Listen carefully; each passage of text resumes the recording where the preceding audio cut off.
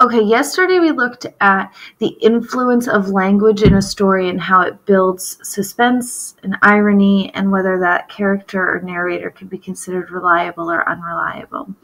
We also looked at how a perspective of information can change what is understood or not understood in a story. So if we remember back to The Ransom of the Red Chief, we brainstormed how the story would be different if it was told from a different character's perspective. Well, we're going to do the same thing today, except now you're actually going to apply what we've been talking about and thinking about and practicing, and you're going to write a different perspective. So you're going to rewrite A Telltale Heart. And not the whole story, you're just going to rewrite a section. So today we're going to brainstorm for our narratives from a different point of view. So what you're going to need is a copy of the Telltale Heart story. You're going to need your Google Docs sheet that has an organizer on it. And you're going to need the help of myself and friends when we go to brainstorm. So as a class, let's look at what this quote means and let's talk about it to help get us focused. The quote reads, "The meaning of a story is determined by a number of factors. One of the main factors is the matter of who is telling the story and how. There are many positions or perspectives or points of view from which a story can be told. The narrator's voice refers to what the narrator is like, as it is conveyed by the language of the narration, the tone, the choice of comments and descriptions, and so forth." So looking at this quote, how would the Telltale Heart differ if the story was told from the point of view of a policeman, the old man, the heart, a neighbor? Let's think about this and brainstorm as class. Okay, now that we've kind of brainstormed the different perspectives in which the story could be told, you're going to choose one of the perspectives that we've brainstormed together.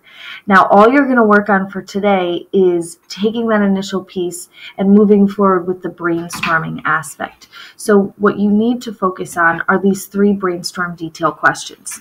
How does the character feel and why? What might he say? How does this character see or notice? Why? How might he describe it? And what might the character focus on if you were telling the story? So what you need to do is go into your Google Classroom and you will see this worksheet, Telltale New Perspective Planner. What I have done is given you the examples using the narrator that currently exists in the Telltale Heart.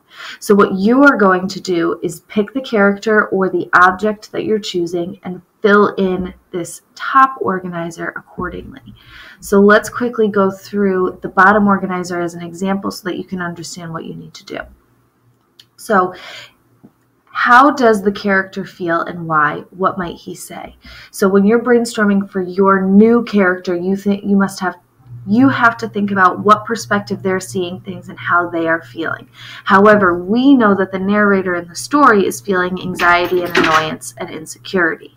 The explanation of that is that the narrator feels anxiety because the reader thinks that he is mad. So this whole story is trying to prove to us as the reader that that theory is wrong. The narrator is also considered insecure because someone will hear the man's heartbeat so that he must kill him. This is what he's worried about. He's secondly worried that once the police arrive, that he keeps hearing this heartbeat. He thinks that the police can hear it as well.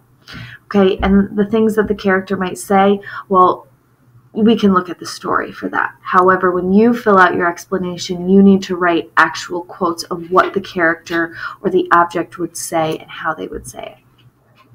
Now, the second column asks, what does this character see or notice and why? How might he describe what he has seen? We know from the narrator, he sees the man's evil eye, he watches the man sleeping, and he hears the heartbeat. So those are the 3 major things that I would describe in my new story if I were recreating it. He describes in detail the man's evil eye and why it is the reason for him wanting to kill the man. That should say man, not name. He also watches the sleeping habits of the man, which are described and establish the framework for how and when the man will be killed. It also leads us as the reader to understand the uncertainty of the narrator when something goes wrong on the 8th night.